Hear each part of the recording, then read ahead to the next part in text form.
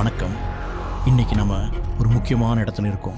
பல கால மாற்றங்களையும் பல தேர்தல்களையும் பார்த்த அனுபவசாலிகள் நிறைந்த ஒரு முதியோர் இல்லம் இது.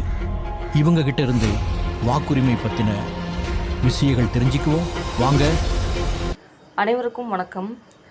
நான் திருநெல்வேலி மாவட்டம் சமூக நல அலுவலகத்திலிருந்து வந்திருக்கிறேன். ஐயா, நீங்கள் உங்களோட முதல் ஓட்டை போடும்போது ஏதாவது சுவாரஸ்யமான அனுபவங்கள் உங்களுக்கு இருக்கா? அதை கொஞ்சம் எங்கள்கிட்ட பகிர்ந்துக்க முடியுமா?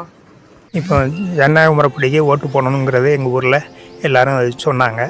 அதுபடி நாங்களும் ஓட்டு போடுறதுக்கு எல்லோரும் போகணுங்கிற வாஞ்சி தாகத்தையும் என்கரேஜ் பண்ணி விட்டாங்க எல்லோரையும். அதுமாதிரி நாங்களும் போகிறதுக்கு வசதி வாய்ப்புக்கு எங்களுக்கு டிராக்டர் மூலம் எங்களை கூட்டிகிட்டு போனாங்க. அதுமாதிரி இந்த தலைமுறையினரும் யாரும் அந்த ஓட்டுகளை எதுவும் வீணாக்காமல் எல்லோரும் அதை கண்டிப்பாக போடணுங்கிறத நாங்கள் என்கரேஜ் பண்ணுறோம். 18 வயசு உங்களுக்கு பூர்த்தி அடைஞ்சதுலேருந்து இப்போ வரைக்கும் நடந்திருந்த தேர்தல் எல்லாத்துலேயும் நீங்கள் தவறாமல் உங்களுடைய வாக்குகளை வந்து பதிவு பண்ணியிருக்கீங்களா? உங்களுடைய அனுபவங்களை நீங்கள் ஷேர் பண்ணுங்கள். நான் 75 வயசு ஆகுது. நான் இது வரைக்கும் எல்லா நேரமும் ஓட்டு போட்டுக்கிட்டு தான் இருக்கேன். இனி வர தலைமுறை என் பேத்தி பேரம்லாம் ஓட்டு போட்டதுக்கு தகுதி உள்ளாருக்கு. இனி வர ஆட்சியில் வர நல்ல தலைவர்களை தேர்ந்தெடுக்கணும்னு உறுதியாக நான் ஓட்டு போடுவேன். என் சந்ததிகளையும் ஓட்டு போட வைப்பேன். இப்போ இருக்கிற இளைஞர்கள் கல்வியில் அந்த வந்து அனுபவங்கள் இருக்கா? ஓட்டு போடுறதுல ஆர்வம் செலுத்துகிறாங்களா? சின்ன வயசுலேருந்து உங்களுடைய ஆர்வம் எப்படி இருந்துச்சு? அதை பற்றி உங்களுடைய கருத்துக்களை வந்து நீங்கள் எங்களுக்கு ஷேர் பண்ணுங்கள்.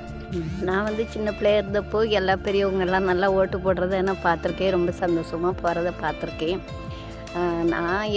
நானும் 20 வயசுக்கு பிறகு தான் நான் ஓட்டு போட்டேன்.